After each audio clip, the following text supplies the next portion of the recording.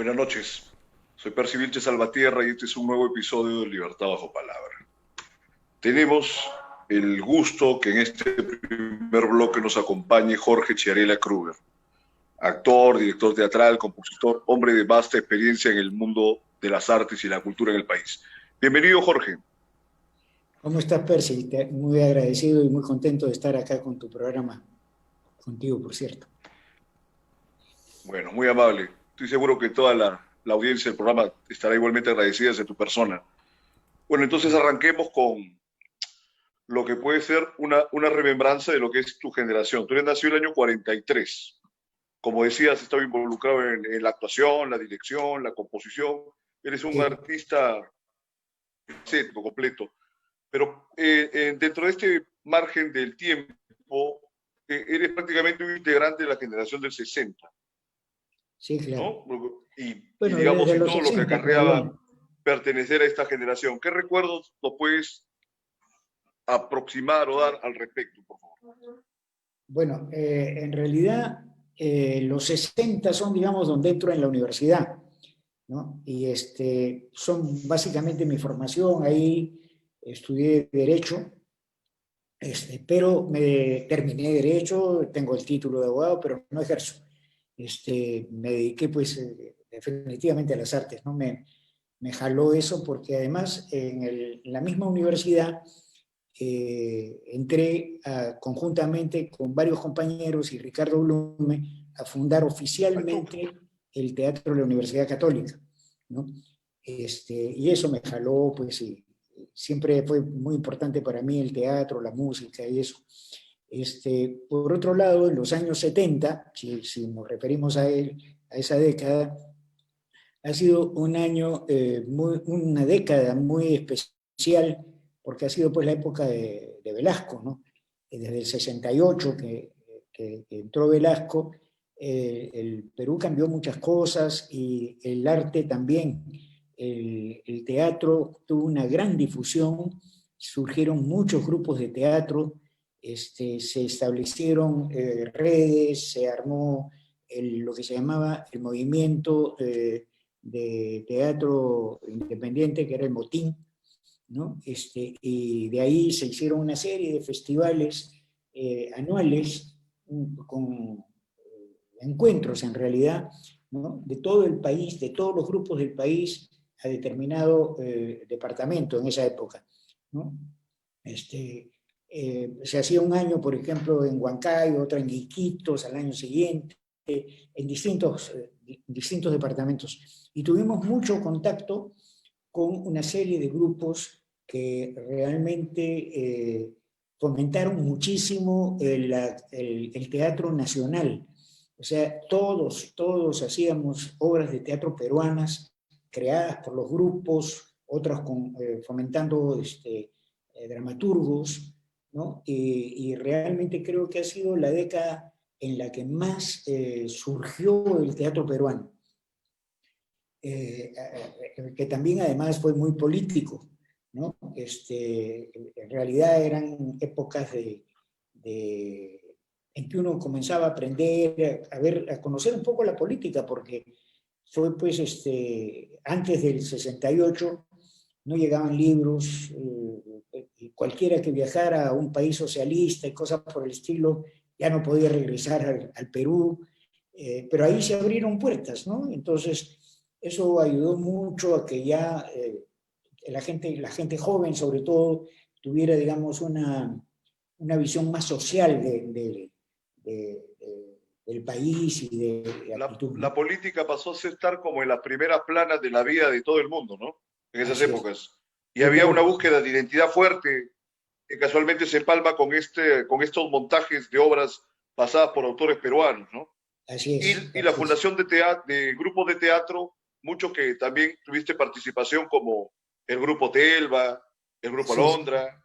Sí, yo, bueno, estuve primero toda la década del 60 con el TUC, de ahí, cuando se fue Blume, estuvimos ya, de ahí me pasé a Telva, estuve varios años con Telva en los años 70 y al final ya en el año 81 fundo el teatro Alondra, ¿no? Porque ahí tomo la decisión de tratar de vivir del teatro, o sea, ya profesionalmente. En Telva todos trabajamos cada uno en su trabajo, en su sitio, y en las horas libres que teníamos hacíamos el teatro. Todo lo que se ganaba en una función era para el grupo, para poder hacerlos. O sea, nadie vivía propiamente del teatro. Pero llegó un momento en que yo ya necesitaba trabajar más profesionalmente con el teatro. Entonces, tuve que renunciar a porque hablamos mucho en el Telva en ese momento, pero no todos podían hacer eso, y ya fundé el Grupo Alondra, ¿no? Mi relación con Telva siempre fue muy buena, incluso ya profesionalmente regresé a dirigir una obra también con ellos. Y Alondra fue una especie de experimentación del teatro que yo quería hacer, ¿no? Realmente creo que logré una identidad con la forma de hacer teatro, con ideas muy claras. Todavía yo no sabía mucho esa cosa del marketing, de decir cuál es el objetivo que persigo, todas esas cosas, pero inconscientemente, o como quien no quiere la cosa, sí me definí. Entonces definí que era un grupo que iba a trabajar específicamente teatro peruano, escrito por peruanos, o de creación colectiva. Pero en esa época, perdón, la época de los 70, tuvo mucho auge la creación colectiva. Pero la creación colectiva llegó un momento en que se endureció, porque era todo el tiempo la misma cosa. O sea, por ejemplo, como no eran dramaturgos quien hacía las obras, sino que eran los grupos de actores, ¿no? Las obras tenían siempre con cosas sociales, pero los personajes eran muy tipificados, ¿no? Eran más bien arquetipos. El cura, el alcalde, el rico, el pobre, el policía, ¿no? Eran todos personajes así generales.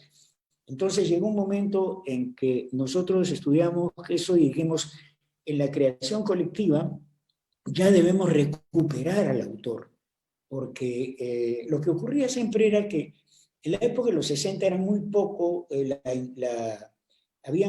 cuando se hacían obras peruanas, teníamos muy buenos autores, pero muy pocos, pero la gente no le interesaba mucho el teatro peruano, ¿no? Las temporadas duraban pues 2 semanas, ¿no? Una cosa así.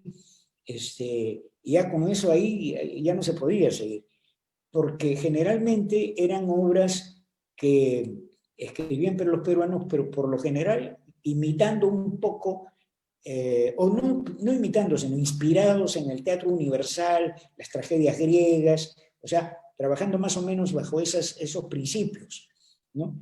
En cambio, cuando vino la creación colectiva, comenzamos a hablar con nuestro lenguaje, ¿no? Entonces ya tú escuchabas a un personaje que no decía oh, usted va a llegar esta noche, ¿no? Porque eran traducciones del inglés y cosas por el estilo. Acá era, oye, Patita, ¿qué tal? ¿Cómo estás? La gente comenzaba a sentir que era su lenguaje. Él habla coloquial. Claro, ¿no? Y entonces eso funcionó muy bien y comenzó a atraer un público enorme, enorme.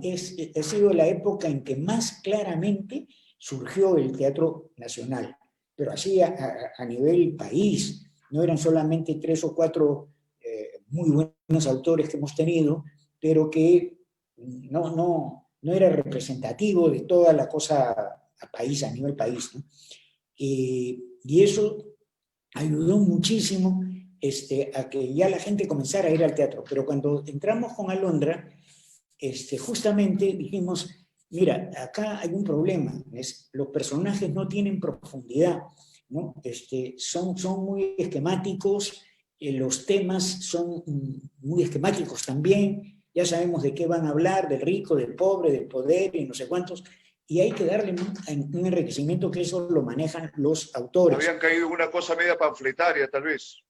Sí, sí, aunque en ese momento no se sentía tan panfletario, se sentía una libertad, o sea, recién podemos hablar de ciertas cosas, digamos, ¿no? Y la verdad es que, claro, si tú no hacías eso, te decían reaccionario, ¿no? Entonces, y no era esa la idea, ¿no? No hay, se confunde Eran mucho esas también con épocas, todos los claro. momentos sociales, con que ya inmediatamente te tildan de comunista y de cosas así por el estilo, que puede ser que los haya, por supuesto, además cada uno tiene su posición, pero no es lo que está pasando hoy, pues, ¿no? Tú hablas un poco de solidaridad y te llaman terruco, ¿no? Entonces eso no puede ser tampoco, ¿no? Pero a donde voy es que O hablas un poco de orden y de control y te dice fascista también, el otro lado. claro, sí, pues igual, Se ¿no? han hecho muy ligeros Entonces, los términos ahora, ¿no? total, ¿no? Lo hacen ya con intenciones, es que bueno, de eso podemos hablar un poquito más adelante, quiero terminar un poquito con esto. El asunto es que Sí, invitamos cómo a no, un sigue, sigue. autor que fue Todo Juan bien. Rivera Saavedra, ¿no? Éramos, ¿sí? Nosotros éramos cuatro nada más. Perdón, sí, dos actores, un actor, una actriz, el autor y yo, que era el director. Somos cuatro. Y entonces la idea era formar un grupo que hacíamos creación colectiva con el autor también. Entonces, nosotros improvisábamos, el autor cogía eso, lo devolvía, lo volvíamos a repasar, usábamos eso, corregíamos al autor. Entonces, cada uno desde su punto de vista, el actor aportando con sus improvisaciones, yo manejando, digamos, la dirección y recogiendo las cosas y proponía y estimaba, trataba de sacarle el mayor partido a la creatividad de los actores, salían muchas cosas, eso lo recogía el autor dramático, lo regresaba, y entonces entre todos logramos hacer cosas muy interesantes. Y realmente llegamos a hacer obras Un proceso interesantes. creativo bien intenso, Así comunitario, es. ¿no? Sí, sí, sí, sí. Y funcionó muy bien, muy bien. Hicimos cosas interesantísimas. Menciónanos algunas, por favor, para hacer memoria de ellas. Claro. La primera de ellas fue Amén. Amén era entre interrogantes, ¿no? Amén, ¿no? Y en realidad eso respondió a un hecho que sucedió en 1981.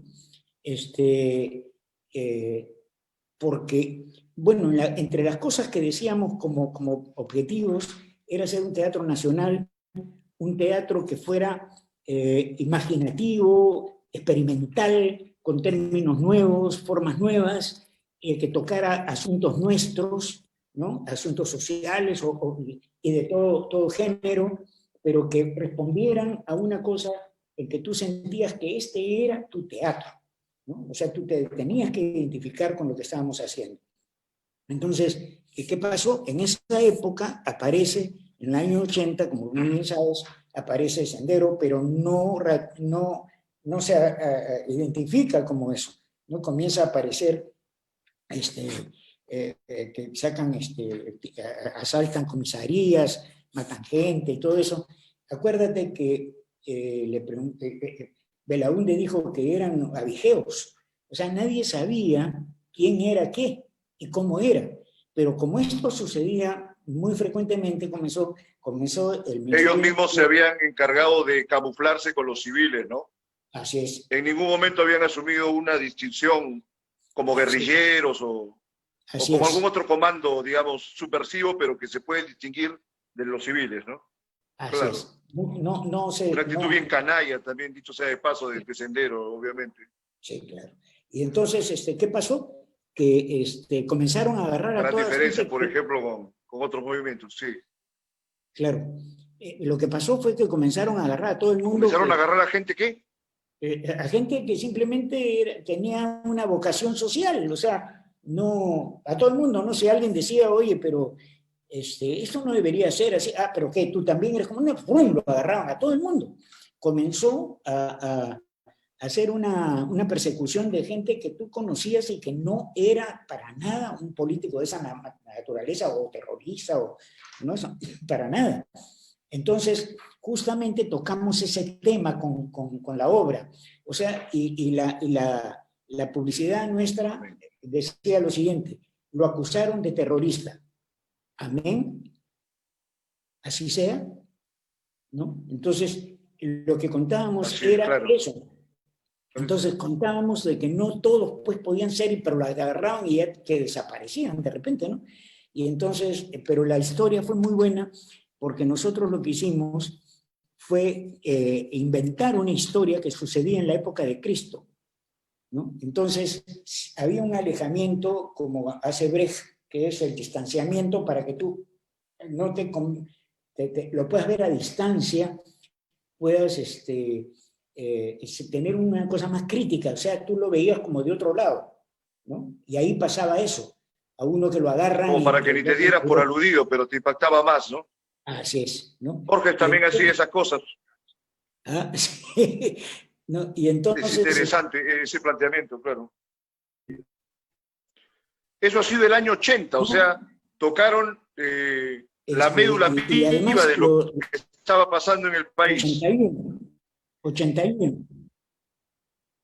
Así es. Fue en el año 81, ¿no? En agosto del 81, y resulta que lo hicimos además con dos actores, o sea, justamente los dos, ¿no? Que eran Antonio Guinaga y Celeste Viale, y los dos hacían 24 personajes más pueblo, ¿no? Y solamente con ellos dos se daba una serie de cosas que en ese momento nadie había visto una cosa así. Y se desarrollaba, pero una cosa que te capturaba. Y lo que pasó en el estreno fue que terminó la obra, la gente aplaudió un montón, nosotros nos fuimos al camerino y de repente entra un crítico, ¿no? Que es el diario de la prensa, y nos dicen, Coco, ¿no? ¿Has visto lo que está pasando afuera? No, le digo, ¿qué pasa? No, no, no, ven. ¿Y qué pasa? Están sentadas ahí la gente, no se va. Y le digo, uy, de repente están pensando de que tiene un segundo acto. No, hombre, no, mira. Entro y todo el mundo estaba quieto, con lágrimas en los ojos y mirando. Había impactado un montón. Y esa obra la hemos estado haciendo durante 6 años. Y después la llevamos a Ecuador, la llevamos a De Colombia. ese momento histórico. Claro.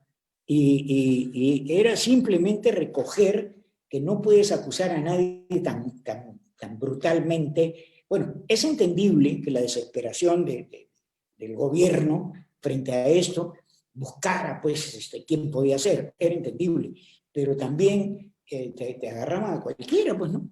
O sea, tú no podías tener un poco de sentido social porque ya inmediatamente podía ser, ¿no? Entonces, Ahora se ve lo mismo, aunque no con consecuencias tan graves, porque por lo menos hay un aparente o ciertamente hay mucho más respeto por los derechos humanos que en esas épocas. Pero es claro, interesante lo que menciona Jorge, porque este tipo de persecuciones no solamente han caracterizado, digamos, al Perú luego de la dictadura militar de Velasco, ¿no? Y de Morales Bermúdez, sino que se daba antes también, en los años 50, claro. cuando Yo recuerdo que cuando era niño, estuvo los años, Dría, ¿no? Se seguían los, los 1943, comunistas, siempre claro, en el país se ha perseguido, no está de acuerdo con el estado de cosas, y que siempre es lamentable, ¿no? En la mañana comentaba, en vista de esta clase de eventuales candidatos que hay a la presidencia, como Urresti o Antauro. Ahí vemos el militarismo, bueno, bien de capa caída, pero militarismo al fin y al cabo, ¿no? sí, Luego pues, tenemos otros personajes como Forsyth o el vivo del Solar, que prácticamente es como una revalidación del civilismo del siglo XIX, ¿no? Casi como si no hubiéramos salido del siglo XIX a la fecha, que seguimos en pos de caudillos. Bueno, y lo peor que los caudillos de ahora son básicamente personajes que están inflando por ahí. Es sí, interesante bueno, ese recuerdo que has dado en este momento. sí, en realidad, mira, yo Sí, recuerdo tiene cuando que era ver pues con niño, todo el proceso de nuestra historia. Se repiten unos y otros errores, ¿no? sí, pues. Yo recuerdo que en el año 49, 50, yo era muy niño, pues, pero escuchaba en mi casa, nunca vayas a decir vive el APRA. Yo ni sabía qué cosa era el APRA, un niño, ¿no? Pero no digas eso porque te van a meter preso. Y era la época de Odría, en que estaba persiguiendo a los terroristas, no tenía la menor noción, pero lo que escuchaba yo en mi casa era, cuidado, no es a decir eso, que tampoco era para nada, en mi casa nadie ha sido político, ¿no? Pero era un temor, pues, de que, porque tú dijeras por casualidad una frase así, Ajá. y ya de repente, pues, te pescaba, ¿no? Son hechos que te quedan ahí marcados después de años, ya cuando creces y ves todo eso, los entiendes, ¿no? Y bueno, a partir de ahí comenzamos a hacer otras obras de creación colectiva con autor, ¿no? Y se hicieron cosas muy interesantes. La obra que siguió fue... Para esto ya habías trabajado con Atahualpa del Chopo. sí, claro, lo que pasó fue que saliendo de Telva, a ver, ahí fue, no recuerdo si fue, pues se ha sido en el año 68. Yo estaba dirigiendo en la Universidad Nacional de Ingeniería con Atahualpa. Ahora, Atahualpa llegó después, ¿no? A mí me nombraron apoyo. Era el director del elenco de la universidad y en ese momento pasa que en El teatro de la Uruguay UNI, ¿no? el gobierno militar expulsó al grupo, claro, ¿no? Y entonces acá lo recibieron en la universidad y por supuesto yo feliz pues de que viniera un director como Atahualpa del Chopo que era de nivel latinoamericano y pasé un año trabajando con él, ¿no? Me puse a su disposición obviamente y aprendí muchísimo de él. Era un director ya de edad, muy experimentado, muy tierno, muy claro en sus cosas, ¿no? Manejaba muy bien todo y aprendí mucho. Bueno, de ahí ya pasé de ahí fue que pasé a Telva después de eso, ¿no? Y después de Telva ya fue lo de Alondra, y con Alondra hicimos, Perfecto. la segunda obra que hicimos fue Medio Kilo de Pueblo, así se llamaba. Hicimos una cosa Buen, buen buscando título. un nuevo espacio, un nuevo espacio, fuimos al Coliseo de Gallo Sandia, ¿no? Yo no lo conocía, el dueño ni nada, pero me gustó mucho cómo era ahí circular y todo eso. Entonces fui, le hablé y le dije, ¿podemos venir a hacer teatro acá? Entonces él me dijo, ¿cómo es la cosa? Le expliqué. Y hubo una cosa curiosa. Me dijo, ¿y cómo es que se hace contrato con ustedes? ¿Cómo es? Entonces le expliqué, ¿no? Que había una cosa de porcentaje, hay distintas maneras, ¿no? De llegar. Y le dije, pero podemos firmar un contrato. No, no, no, me dijo, yo, Sí, yo soy gallero y acá lo que vale es la palabra, palabra de gallero. Y eso era la palabra también del teatro.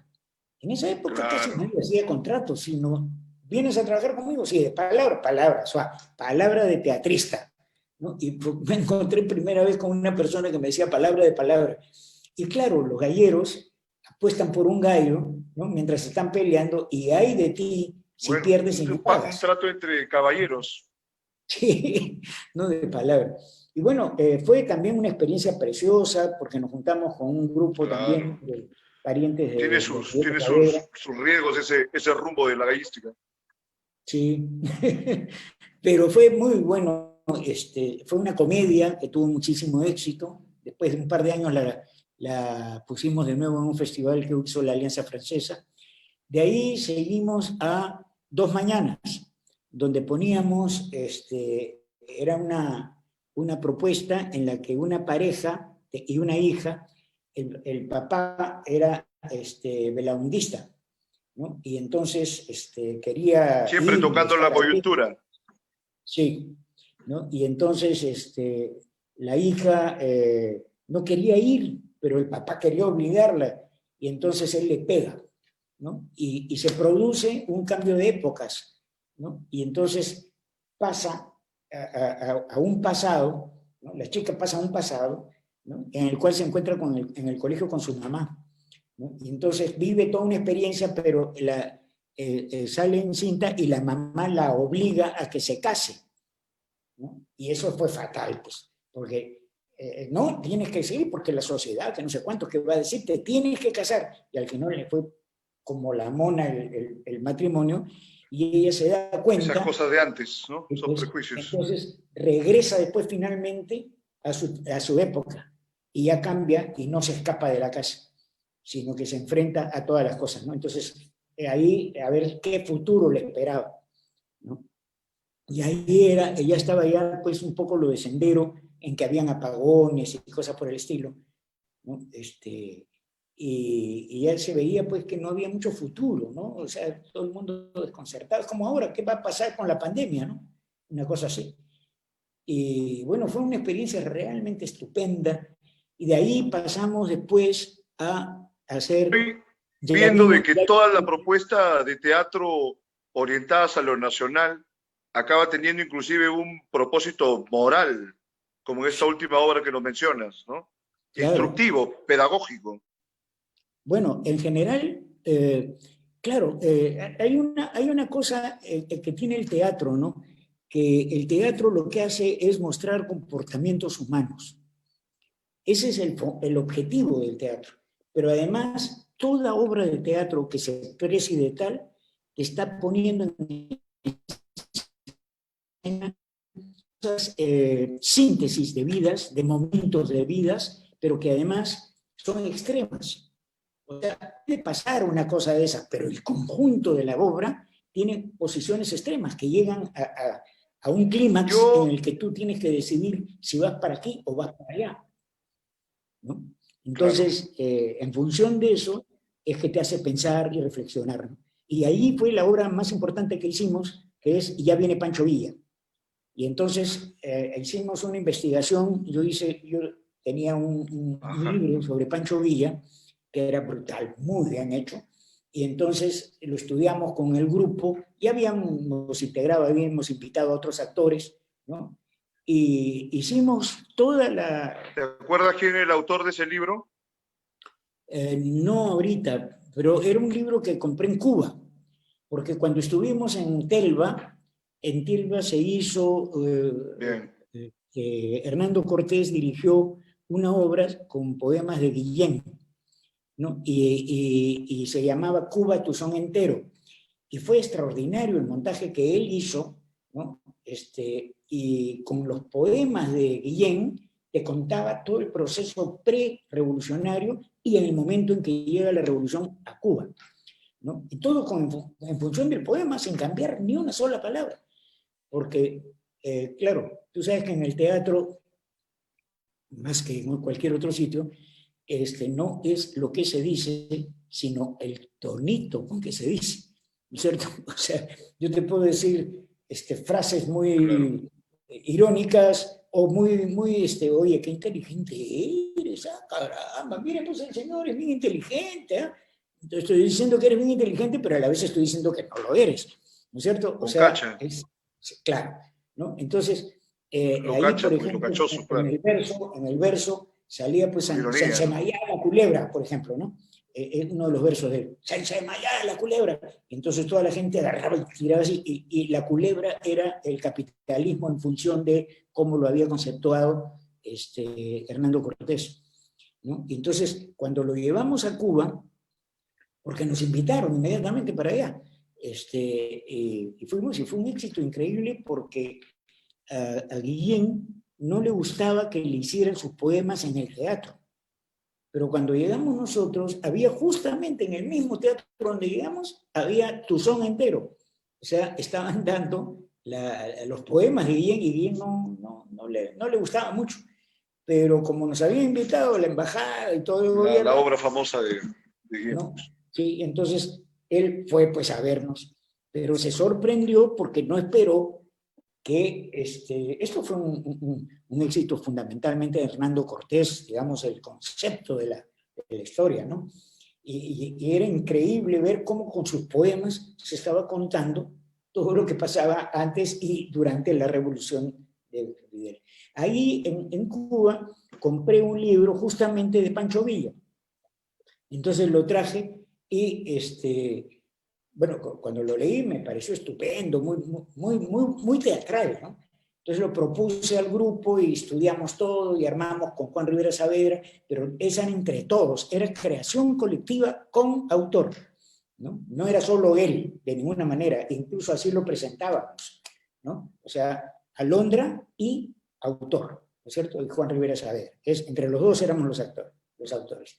Entonces, esa obra también nos Siempre en invitaron la idea comunitaria y tal.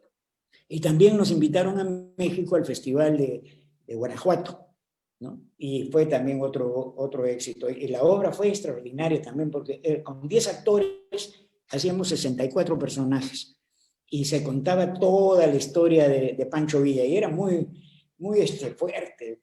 Le hicimos acá mucho tiempo, 2 años le estuvimos dando. Espectacular, el gran revolucionario mexicano, claro. Sí. Impresionante vida Y, de Villa. Y hay sí. registros audiovisuales de algunas de esas presentaciones. Si los que nos Sí, están oyendo quieren ver en YouTube, ¿pueden encontrar algo de eso o nada? no en Perfecto. YouTube, yo tengo, Entonces, digamos, que porque tomen allá nota para revisarlo. Yo mismo lo voy a revisar después. no creo que haya, la verdad. Pero sí, allá cuando llegamos a México, la pasaron por televisión también, ¿no? Y después me mandaron Estaría una copia, bueno hacer ¿no? un soporte audiovisual para todo eso, ¿eh? Queda como una memoria histórica pues, de todo este Sí, proceso teatral bueno, tan interesante, ¿no? En la perspectiva comunitaria. Yo te comentaba la cuestión claro, pedagógica, instructiva del teatro, que es sí, siempre un matiz interesante, ¿no? Dentro de cualquier propuesta artística, porque tú además de actor, de director, también has tenido muchos momentos como docente, ¿no? Inclusive impartiendo talleres, etcétera. Inclusive talleres para niños, si no me equivoco, que es la Casa de Cartón, ¿no? sí. Bueno, La Casa de Cartón fue un programa del INTE, del Instituto Nacional de Teleeducación. Yo trabajé en el Ministerio de Educación. Primero trabajé en el Instituto Nacional de Cultura como jefe de Relaciones Públicas.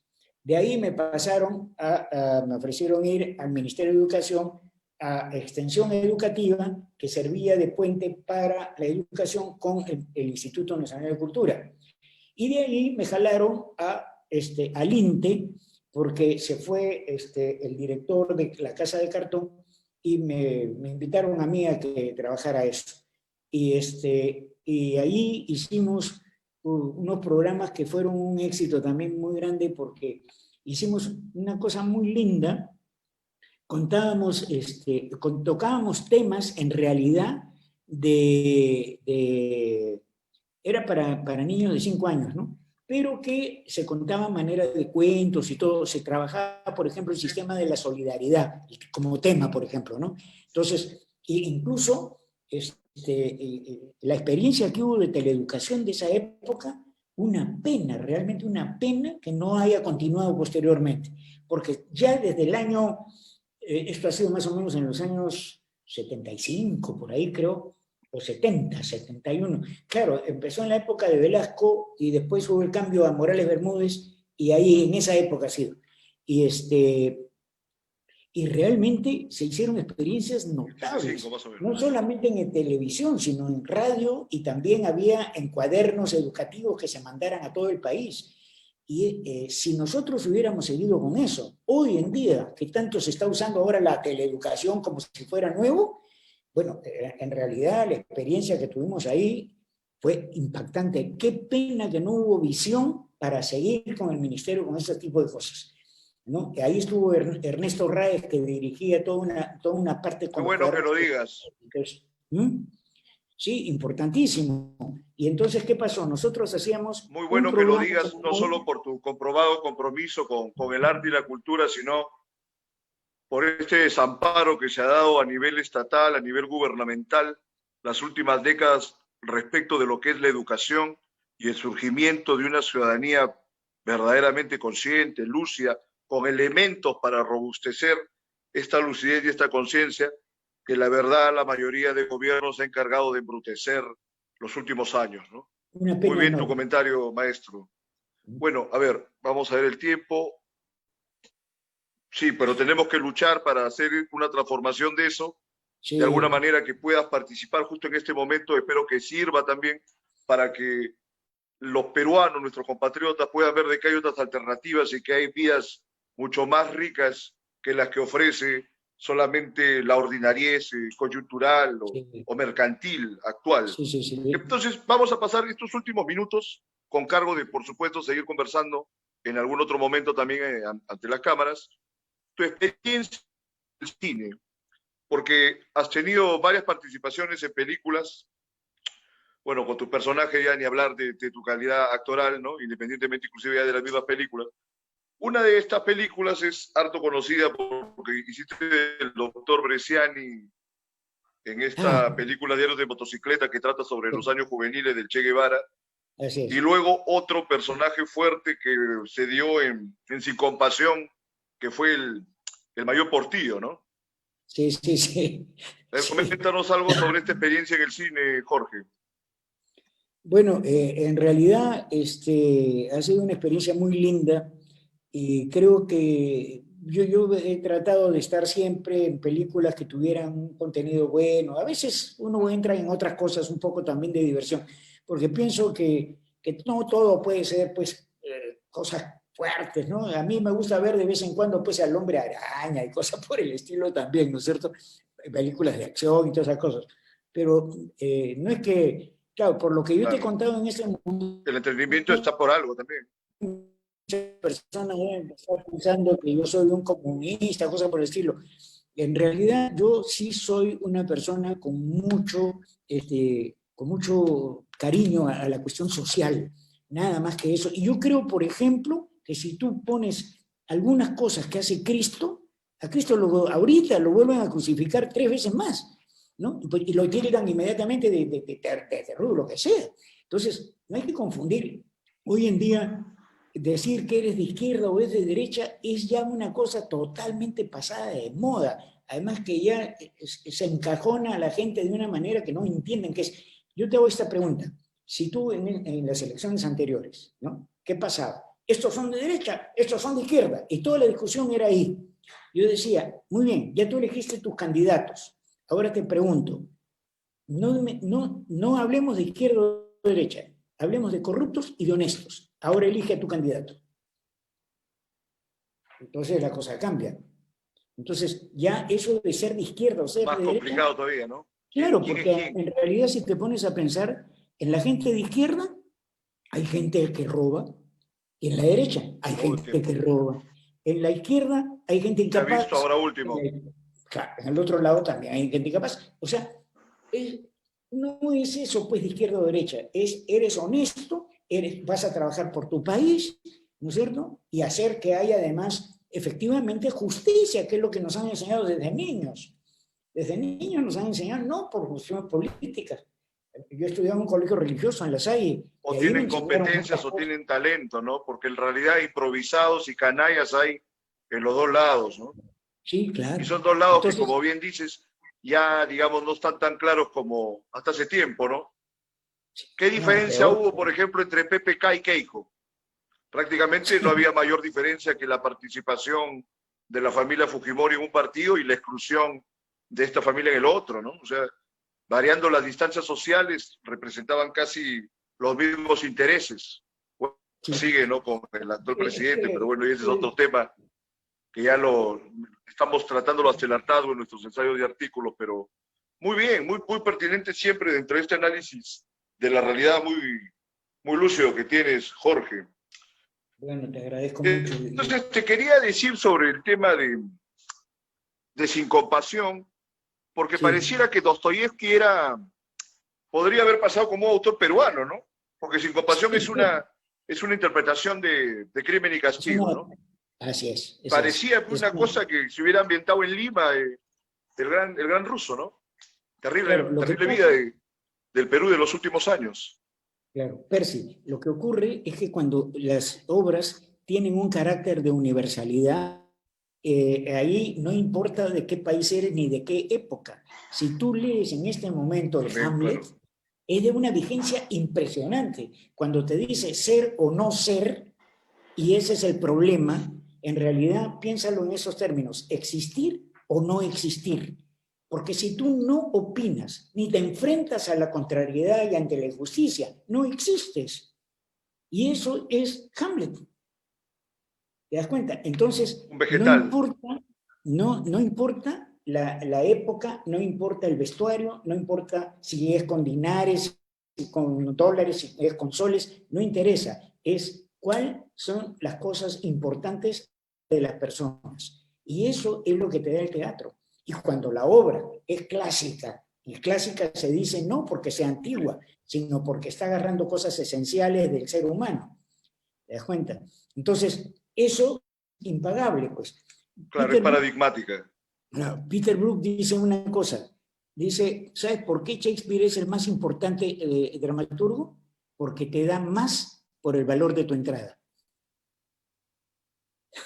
O sea, pues ahí ves, pues, por la Mira misma tú, cosa que tú gastas, muy buena. ¿no? En una Le has dado un trasfondo filosófico a esta parte final.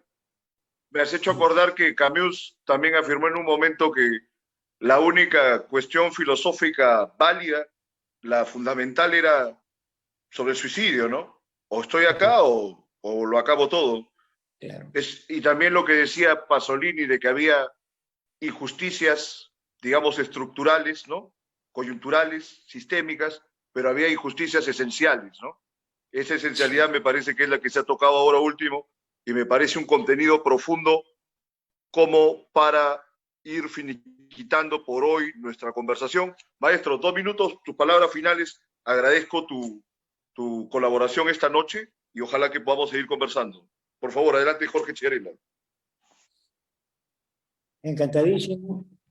Te agradezco muchísimo, estoy muy contento de haber estado en tu programa, te felicito además porque toques cosas importantes, ¿no? Y con muchísimo gusto cuando me puedas invitar si quieres, encantadísimo.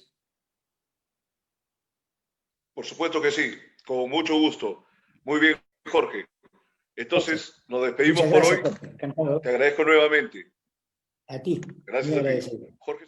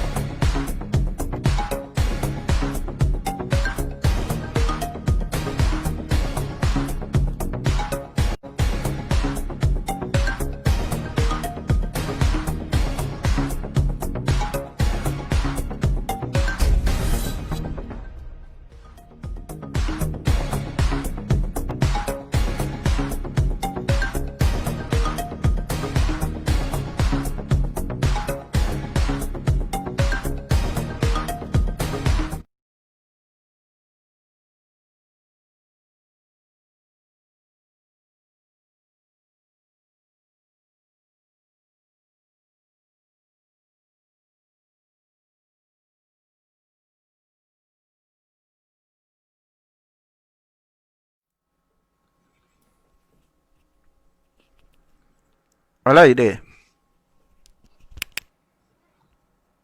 Buenas noches. En este bloque final de Libertad Bajo Palabra vamos a conversar con Julio Risotto. Julio Risotto es un personaje muy conocido en ciertos medios de Lima y es una suerte de personaje de la narrativa de Ian Fleming, de alguna manera. Tiene muchas aristas, su personalidad y su vida, y una de ellas es que es un gran aficionado a la matemática. Tiene mucho talento con la matemática y desde que empezó la pandemia ha divulgado varios pormenores y perspectivas, bosquejos y proyectos de lo que iba a suceder a nivel cuantitativo y generalmente ha sido muy acertado. Esto ha permitido, entre otras cosas, que nos cercioremos de la flagrante mentira, ¿no?, que propaló el gobierno respecto al número de infectados y al número de muertos, que ya en los últimos días inclusive agentes, representantes del mismo presidente Vizcarra han reconocido como tales estos entuertos, ¿no?, estas falsedades. Bienvenido, Julio Risotto, a Libertad Bajo Palabra. Ok. Bueno, es lo que tú has dicho. Yo al principio hice las curvas de cómo iba creciendo la pandemia, y mis resultados, que empezaron en marzo hasta el 8 de abril, fueron exactos. Pero el 8 de abril empezó algo raro. Empezaron a sumar papas y camotes, que en el nido te enseñan que no se pueden sumar. No se pueden. Empezaron las pruebas rápidas y moleculares, se mezcló todo y bueno.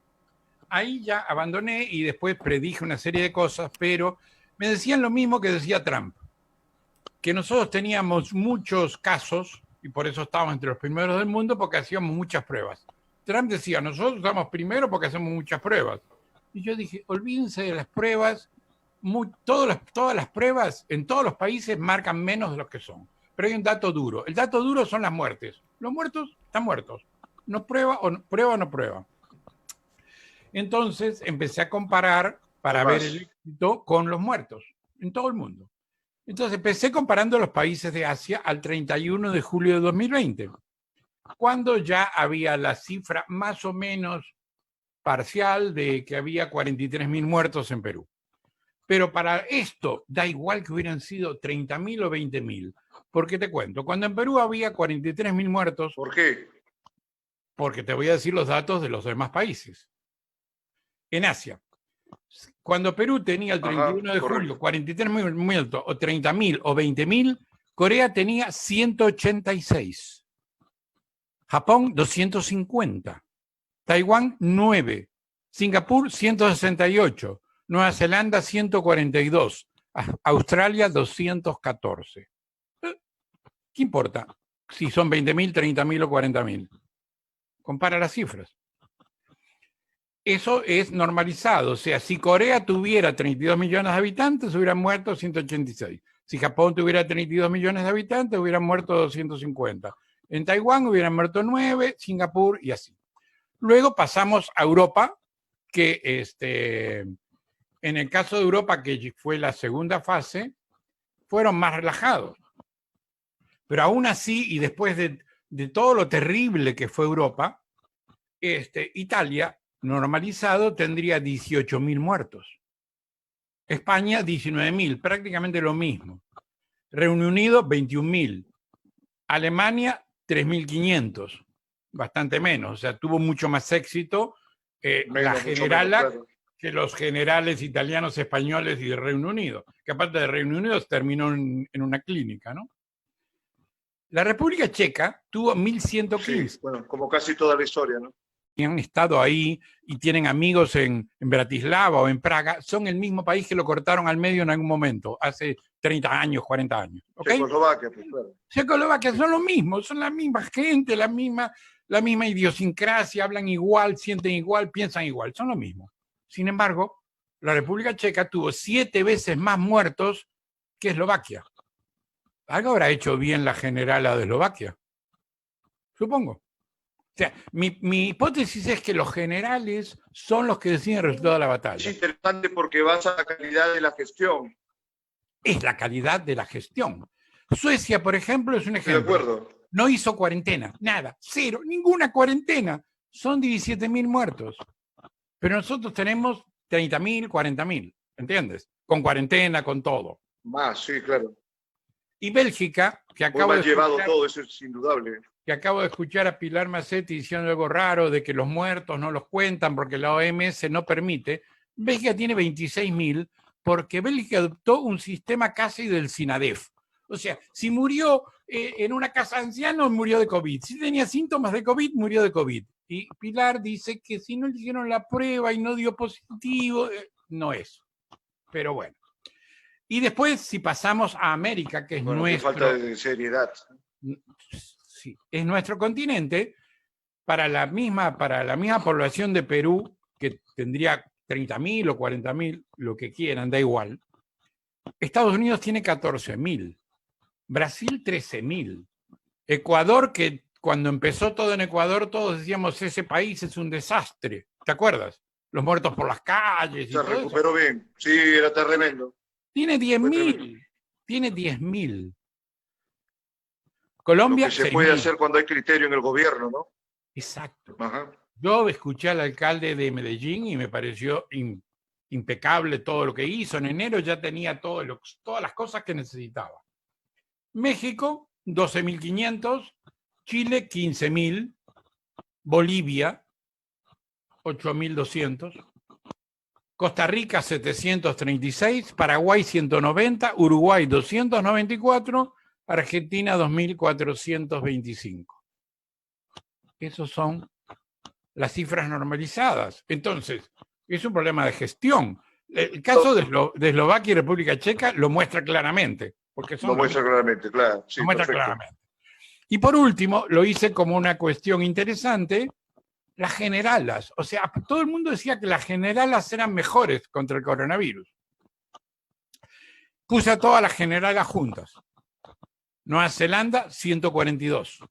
Taiwán, 9. Alemania, 3.500. Eslovaquia, 162. Finlandia, 1.914. Dinamarca, 3.300.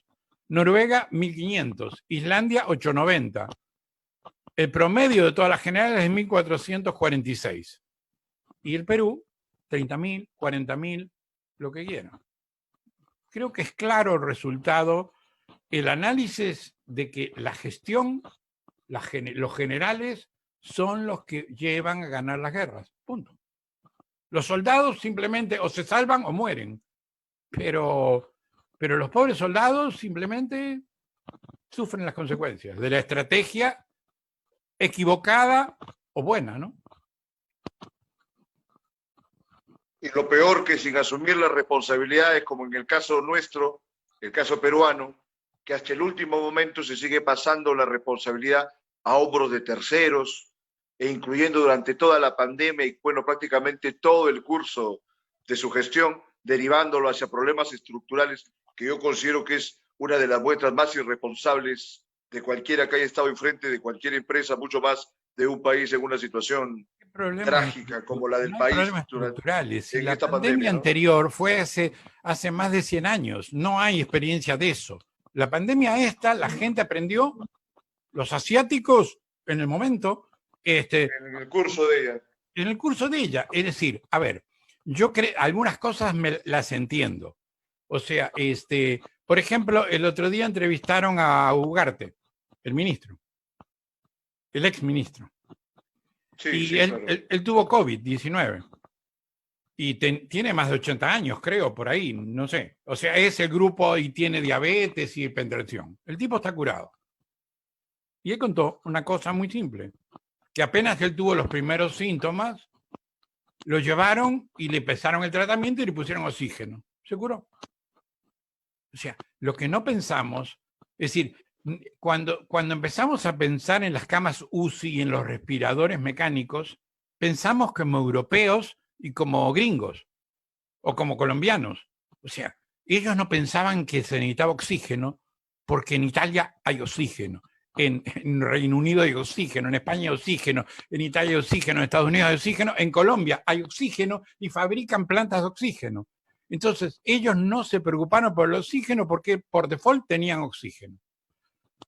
Pero nosotros nos preocupamos por las camas UCI, porque todo el mundo decía que se necesitaban camas UCI y nadie decía que necesitábamos oxígeno, pero nosotros no teníamos oxígeno. Y entonces la gente ha muerto por falta de oxígeno. Y una cosa que a mí me parece increíble es que veo todo el tiempo en televisión que la gente está pagando el oxígeno. ¿No el Estado no debería haberle dado el oxígeno? Me parece, no sé. Entonces, por supuesto que sí, ¿no? Eso a cualquier persona con criterio le parece que sí, de hecho. Y gente pobre. Julio, está muy bien el recuento que haces. Te comento, por favor. Sí. Sí, una desgracia. Los más damnificados han sido los más pobres, necesitados al mismo tiempo. Sí, claro. Julio, por favor, te dejo 3 minutos. Danos tu balance final para despedir el programa, por favor. Ya luego conversamos con más tiempo, por supuesto, sobre tantos temas que puedes aportarnos. Adelante, Julio Risotto. Bueno, ok. El balance final es reflexión final. Todas estas estadísticas que yo hice con diferentes grupos de países, puedo hacer con más, pero todas dan el mismo resultado. Que la gestión, o sea, los generales, la estrategia que usaron es lo fundamental. Y aparte era predecible todo. O sea, bueno, no era predecible que los suecos iban a decir, no, que si se enferman y que sea la inmunidad de rebaño. Pero bueno, igual les fue mucho mejor que a nosotros. O sea, en todos los países la gestión ha sido, las muertes son gestión, punto. No hay otra cosa. Y la prueba más grande, como digo yo, es un país que cortado por la mitad, que 7 veces más en un lado que en otro, gestión. Entonces, somos los peores del mundo en muertes por el doble, por lo menos, y eso es mucho, por la gestión que fue equivocada desde fines de marzo, cuando en el programa Agenda Política, el ministro nuevo, Zamora, le dijo a Enrique Castillo que las pruebas moleculares que miden el virus, la prueba molecular detecta el virus, más allá del método de que se recoja la muestra, eran equivalentes a las muestras, a las pruebas rápidas, que eran pruebas antígenos, que pueden aparecer a los 15 días. O sea, ¿de qué te sirve saber que alguien estuvo enfermo hace 15 días y ya contagió a toda la población? Entonces ya a fines de marzo se sabía para dónde iba. No te sirve prácticamente de nada. Sí, muy equivocado, Zamora. Necesitarías el auto de Volver al Futuro, pero no tenemos. No tenemos, lamentablemente. No. Julio, ¿dónde pueden hallar tu balance, esta información? Creo que lo han publicado hace poco, para que, digamos, los espectadores puedan buscar tu análisis. No, yo se los pasé a ustedes difúndanlo. Yo lo que quiero es que sepamos la verdad. Ya, correcto, eso que lo tenemos acá lo vamos a difundir. Sí, difúndanlo porque lo que eso es matemática, Julio. Muchas es gracias. verdad, punto. La matemática es así, la ciencia. Sí. Correcto, Julio. Entonces quedamos hasta una próxima oportunidad. Muy amable. Hasta una próxima oportunidad. Gracias. Hasta luego. Hasta luego. Entonces nos reunimos el jueves en Libertad Bajo Palabra. Eso ha sido todo por hoy. Mucho gusto de haber conversado esta noche con todos ustedes.